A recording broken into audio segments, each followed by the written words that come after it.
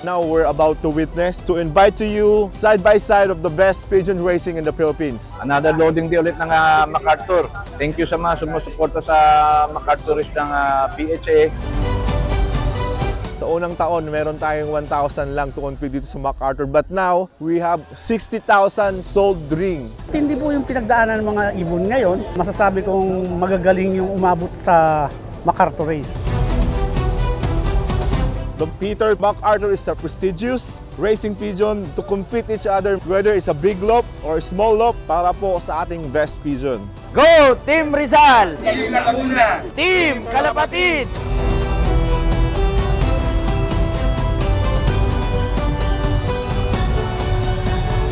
Ang pagkakarera na yun sa Pilipinas, hindi lang ito simpleng leisure.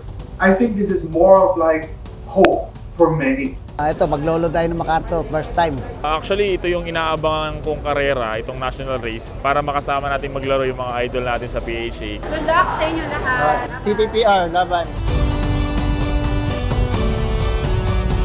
Kahit na po super smash na, pero ang dami parang ibon na titira sa MacArthur eh. Ang dami naklo-load. Sa ngayon, nakita ko maayos. Ang luwag, sistema, maganda.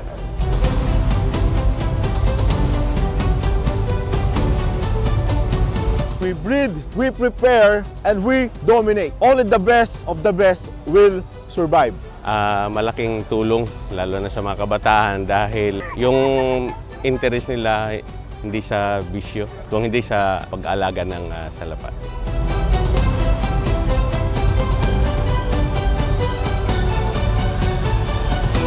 Thank you very much sa mga sumuporta sa MacArthur National Race. Sa lahat ng club, affiliated club, maraming salamat.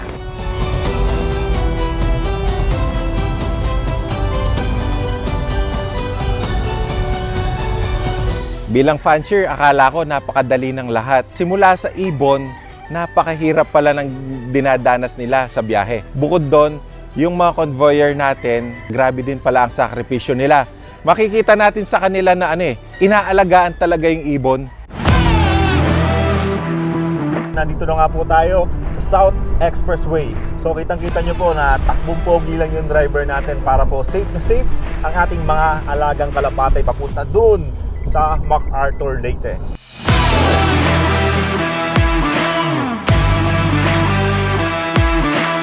So yun mga kalapatid, nandito tayo ngayon sa unang quarantine dito sa Chaong, Quezon. Para po ipresento yung ating mga document for checkpoint.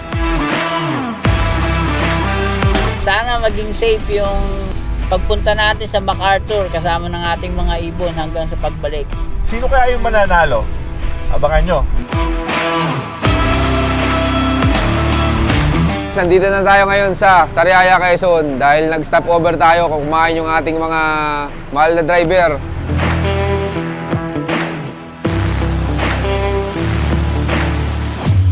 Paalis na rin tayo kasi hinahabol natin yung oras. Nandito tayo ngayon sa Tagawayan, Quezon. Bali, nag-stop over tayo para magkape. Sa biyahe namin, dire-diretso. Parang hindi ka pwedeng matulog. Pag inaantok ka, kape lang, kwentong kote, biyahe ulit. Para yung ibon natin madala lahat ng maayos at maaga sa release point. Yun, good morning mga kalapatids. Nandito nga po tayo sa Sorsogon Diversion Road. Huwag po kayong mag-alala, mamaya papakainin na po natin sila at papainumin ng fresh water mula po sa dadaan natin mamaya. Actually, itong biyahe na to, kung hindi lang talaga natin hobby, parang hindi na natin itutuloy yung biyahe. Sa hirap talaga.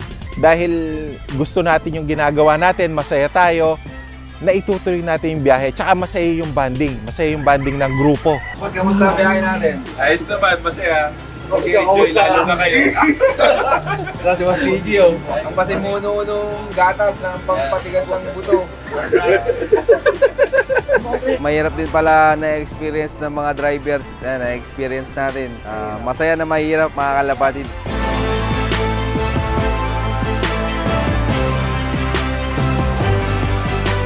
Gusto kayo dyan, sir? Ayan. Good morning mga kalapatids. Mabuti Ayos naman. pa. Pamatlog na pala tayo, no? So yung konting tiis na lang, makakasakay na po kami sa Roro. Dito na ho tayo sa Matnog at magpasagpit ho tayo ng mga papeles natin para ho sa quarantine. Okay na po yung mga papeles natin, pinaprocess na po. Nasa loob na po ni Doktora. Oras natin, alas 9 ah. Nandito na tayo sa Matnog kung saan ayos na yung ano natin, yung mga resibo. Ayan, makakasampa na tayo ng barko. Bago tayo sumampa ng barko, magpapakain muna tayo ng kalapate dyan sa, sa tapat ng barko, ha? Kasi gutom na yung mga ibon nyo. Pagkatapos, painom tayo. Yung experience ko sa sa pagsama sa biyahe ng ibon, nakita ko kung gaano kaimportante yung nutrition sa ibon. Kailangan pala talaga maayos yung pakain, maayos yung mga gamot na binibigay, hindi sobra-sobra lalo na sa mga gamot. Kailangan matibay talaga ang ibon kondisyon.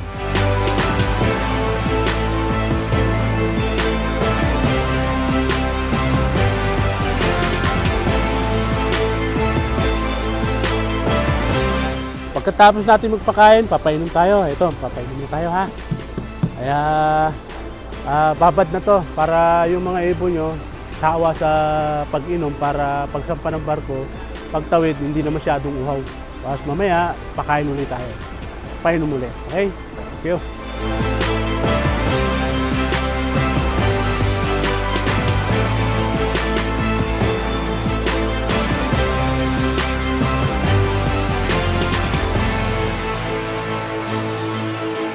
Wala po doon sa Matnog Port, nandito na nga po tayo sa Allen, Northern Samar. So yung kondisyon ng ibon, tingnan nyo po mga kalapatids. Maganda yung kalusugan ng kalapati natin. Tsaka maganda po yung mga droppings. So, yung klima natin medyo maaraw. Mukhang hard race to mga idol kalapatids.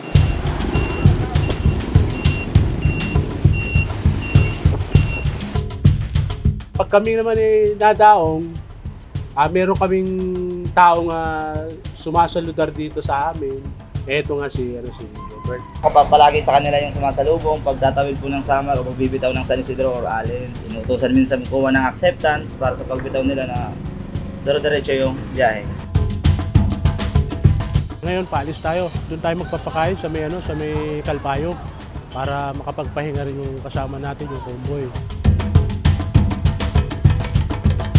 So nandito na nga po tayo sa Kalbayog. Napakagandang lugar, napaka-smooth po ng dating po namin dito. At ngayong araw na to, araw po ngayon ng Lunes. Time check po, it's 5 p.m. in the afternoon. So ready na po na kumain yung ating mga kalapate.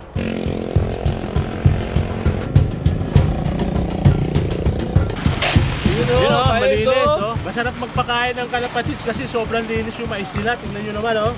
Napakaganda. Kaya kung ako sa inyo, magkalapatids na kayo. Ayos pa.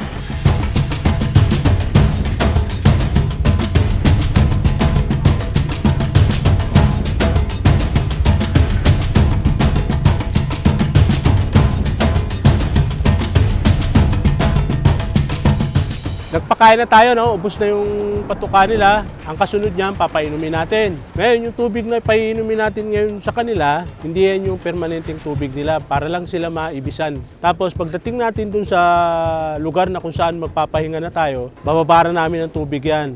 Bago i-release yan bukas, madaling araw, paiinumin ulit yan para maganda yung kanilang pirahan. Okay?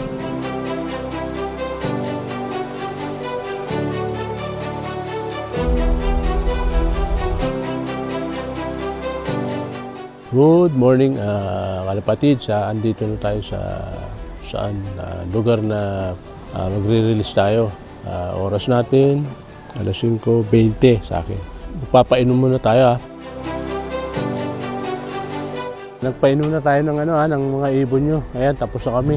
Siguro yung babaw na lang na 4 o 6 na piraso sa ibabaw. Yun na lang ang tatapusin namin para ipupwesto na natin yung truck doon sa kabila na kung saan doon tayo magre-release. Yung panahon naman natin dito is napakaganda. Okay? Excited na excited. Boss excited. Sa akin lang, suportahan ang ganitong activities, lalo na sa mga kabataan na mawili sa pag-aalaga ng kalapati para maipalayo sila sa mga maling bisyo. So, time check, it's 6:08 in the morning. Parehas tayo ha. Marami tayo kulang tulong.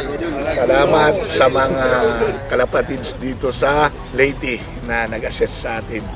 At para sa may kinarga, good luck.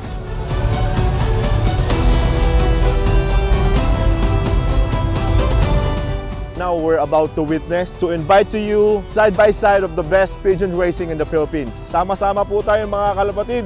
Don't miss your chance to be part of the history. Sumali na, palaban na, manalo na. MacArthur Pigeon Racing, where champion are made.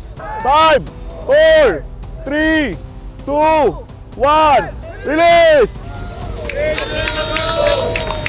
Iba pala yung pakiramdam pag makikita mo ng na-release yung ibon. Kahit hindi ako yung may-ari ng PHA, kahit player lang ako, nung i-release yung ibon, pakiramdam ko, tagumpay yung lahat. And 15th year MacArthur National Race, ito po sa MacArthur. Sa lahat ng mga boss, saka sa lahat ng kalapatids na nagkarga natin dito sa PHA MacArthur Race, good luck. Sigurado may magkaklak ngayong araw dahil magandang panahon. Kung sino man ang papala rin, congratulations.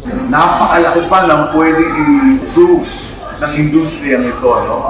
So I'm very, very excited and very happy with what I'm seeing and observing pagdating sa growth and development ng ating sport.